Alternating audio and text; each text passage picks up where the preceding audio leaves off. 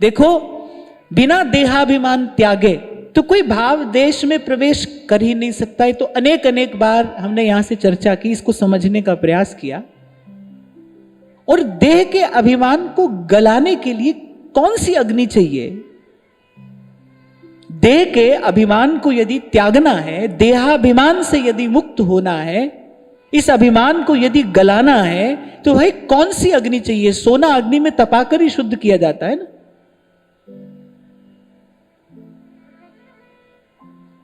वैसे तो यह कहना ठीक नहीं है कि स्वर्ण अग्नि में तपाकर शुद्ध किया जाता है। स्वर्ण तो शुद्धि होता है, उसकी अशुद्धि को हटाया जाता है अग्नि में तपाकर, पर अशुद्धि को अग्नि में तपाकर ही हटाया जाता है ना। स्वर्ण की जो अशुद्धि है उसको अग्नि में तपाकर हटाया जाता है। तो इस देहाभिमान रूपी अशुद्धि को हटाने के लिए कौन सी अग्नि चाहिए? कि त्याग की अग्नि में इस देहाभिमान को गलाया जाता है। और किस बात का त्याग करना है? घर का त्याग करना है,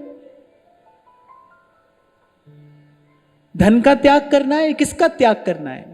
कह रहे नहीं, कह रहे जो मान और बढ़ाई है ना, जो बहुत गहरे तक, ऐसा नहीं कि भाई अगर कोई, आपके शब्दों में कहा, अगर कोई पब्लिक फिगर है, बड़ा लोक प्रसिद्ध है, तो उसी को मान बढ़ाई की इच्छा होती। भाई हर जीव के भीतर,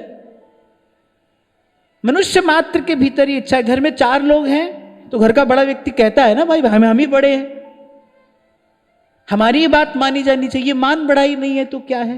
प्रत्येक व्यक्ति के भीतर ये रोग है, ये अशुद्धि आपके मेरे हम सब के भीतर है। प्रभु के निकट जाने के लिए देहाभिमान से मुक्त होना है, और इस देहाभिमान रूपी अशुद्धि को दूर करने के लिए चाहिए त्याग की अग्नि।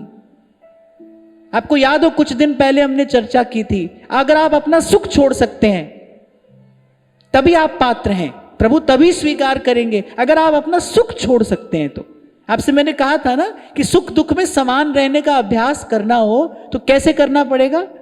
पहले पहले आपको सुख में उछलना नहीं है, क्योंकि सुख पाकर जीव फूल जाता है ना। सुख का सबसे बड़ा घात क्या है? अरे भगवत विस्मृति हो जाती है, भगवान भूल जाते हैं। चाहे वो कंचन हो, कामिनी हो या कीर्ति हो, ये 3 बातें, कंचन, कामिनी और कीर्ति, और इन तीनों में से कोई भी भगवान को भुला देता है। इसी से डरते हुए संत कह रहे हैं, राख संतन के पाछे माधो माधो